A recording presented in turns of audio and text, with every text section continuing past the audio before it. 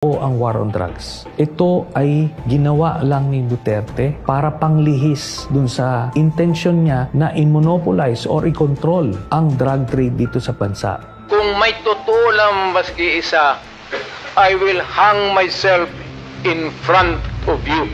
You can summon, I will sign a waiver, all banks. Will the former president be okay that if we draft the waiver now instead of tomorrow? Will you be fine with that, Mr. President? Anong kapalit, sir?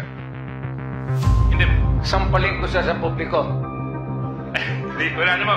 Ngayon na. Lulo mo.